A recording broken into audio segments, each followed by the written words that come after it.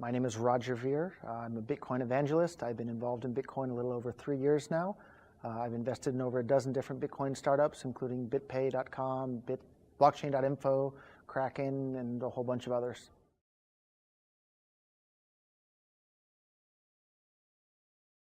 Yeah, the reason I got so excited about Bitcoin and decided to spend every waking moment promoting it is because it's the first time in the entire history of the world in which anyone can send and receive any amount of money with anyone else anywhere on the planet, regardless of what piece of land they happen to have been born on or what color their skin happens to be, and you don't need permission from any bank, corporation, or government, and it's impossible for anyone to block them from sending or receiving those funds, and it's impossible for anyone to freeze their account, and nothing like that has ever existed before in the entire history of the world, and I can't think of anything that's more exciting to work on than something like that.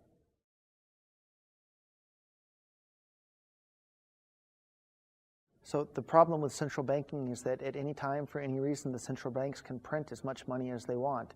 If you or I print extra dollars or euros or yen, we would go to jail for counterfeiting. But when the central bankers do it, they call it fancy things like quantitative easing. And when they do that, it makes the dollars or euros or yen that you and I have worth less. With Bitcoin, there's a limited supply of Bitcoins. There will never, ever, ever be more than 21 million Bitcoins, and no politician in Washington, D.C. or anywhere else can change that. So if the world starts using Bitcoin as their currency, the governments won't just be able to print money at will to pay for wars around the world and all sorts of things that the people don't want. So that's what's so exciting for me about Bitcoin, because it can't be controlled by central bankers or politicians.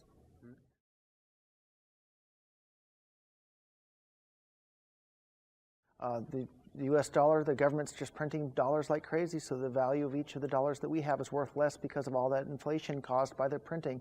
With Bitcoin, because the supply is limited, you can't have that same sort of thing happening. And in the long run, as more and more people start to use Bitcoin, the price of Bitcoins in terms of dollars will have to increase, not decrease like the dollar.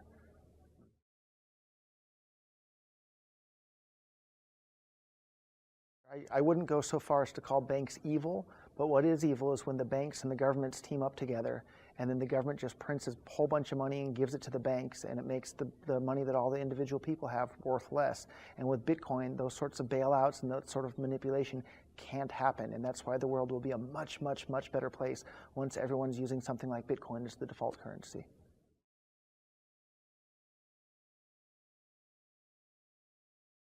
If Bitcoin doesn't make it, it'll be because something even better than Bitcoin has come along. And if that's the case, that's great, because we all still win too. But right now it's looking like Bitcoin is going to be the one that makes it.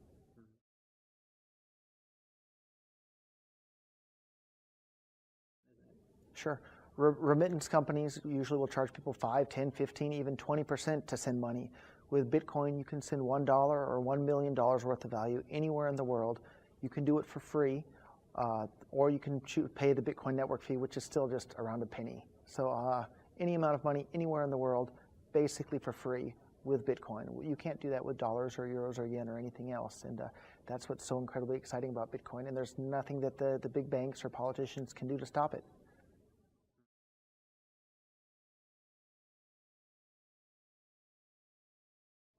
Bitcoin is especially suited for the internet age because you can send and receive it right over the internet just as easy as you can send an email. With a credit card, you have to put in your billing address and the credit card number and expiration date and CCV code and this and that, and it's just such a pain. Whereas with Bitcoin, you just send the payment and you're done. And it's so much easier, so much faster, and you don't have to worry about identity theft. You don't have to worry about chargebacks or credit card fraud or your credit card number being stolen. It just works. And it's like handing somebody cash, person to person, except that you can do it over the internet.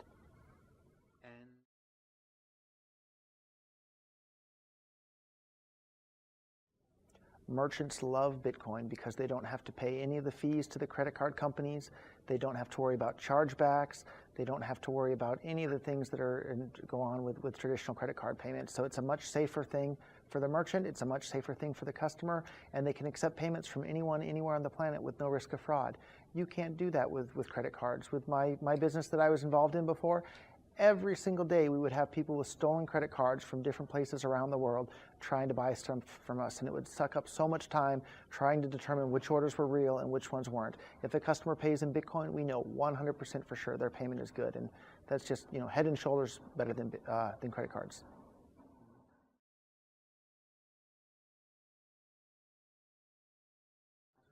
So Bitcoin is similar to gold in that there's a limited supply and it can't just be created at will by other people, but you can send it anywhere in the world instantly just like that, basically for free, and it's impossible for anyone to block you from sending or receiving that payment. It's impossible for anyone to freeze your account. It's impossible for anyone to control it in any way.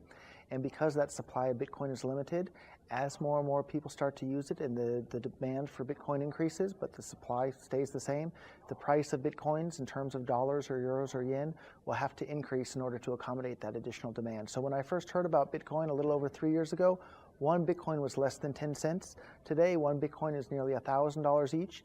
And if Bitcoin becomes really popular and is used by people all over the world, each single Bitcoin will have to be worth tens of thousands or even hundreds of thousands of dollars for each single Bitcoin.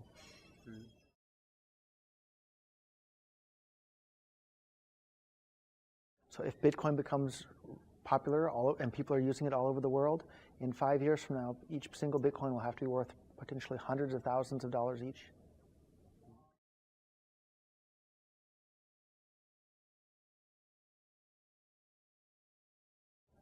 Yeah, a lot of people want to criticize Bitcoin for being used for illegal things or illicit things, but if you look at it, the most popular currency in the entire world for doing bad things is the US dollar, by far. Bitcoin can't even hold a candle to the amount of bad things that people do with dollars, one of which is governments like the USA printing dollars like crazy and then using those dollars to pay for bombs to kill people around the world.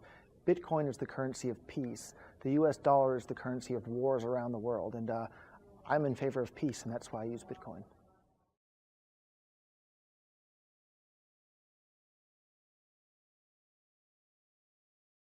Some people are worried about the Bitcoin network being attacked as a whole, but the Bitcoin network is already far more powerful than the world's top 500 supercomputers combined. So as each day goes by and more mining hardware is sold, it becomes less and less of a risk for Bitcoin to be attacked by any sort of outside third party. So I'm not really worried about that at this point.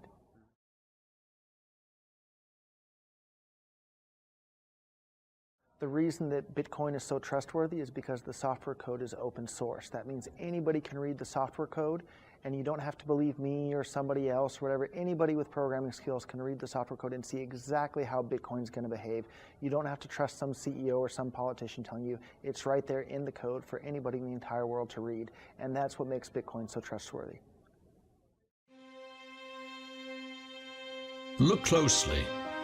What do we all have in common? No matter what corner of the world you live in, you need food, water, shelter, and money. Half of every transaction involves money in exchange for goods or services, stocks, a loaf of bread, illegal drugs. You gotta pay for it. We spend much of our lives chasing money to make a living and accomplish our dreams. But it's also an instrument of destruction.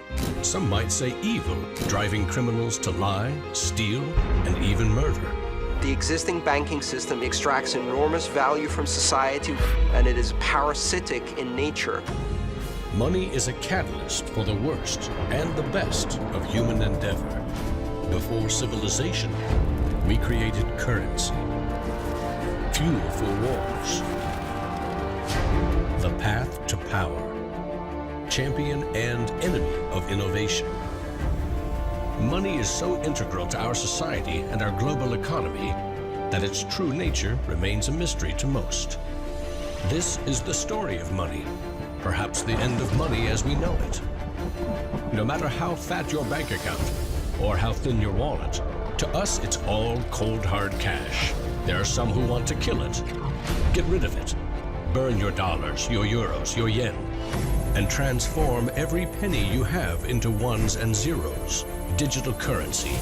Entrust it to the web and computers spread across the planet. Magic internet money. It's called cryptocurrency, Bitcoin. Invented in secret, it was a gift to the world. It's not just a currency, but it's actually programmable money. A potential curse on bankers. And there's nothing that the big banks or politicians can do to stop it. Breaking every government's grip on money supply. What the internet did for information, Bitcoin is doing for money. Could it be the new gold? No, you have to really stretch your imagination to infer what the intrinsic value of Bitcoin is. Regulators, the Federal Reserve, the banking system, at least understand this is a thing that they have to take seriously. This is going to change the economic culture. Bitcoin could be a microeconomic miracle worker, and it could be a macroeconomic wrecking ball. Is Bitcoin the currency of the future? A godsend for criminals? Or a recipe for financial disaster? If you trust your money just as it is, we have a little story to share.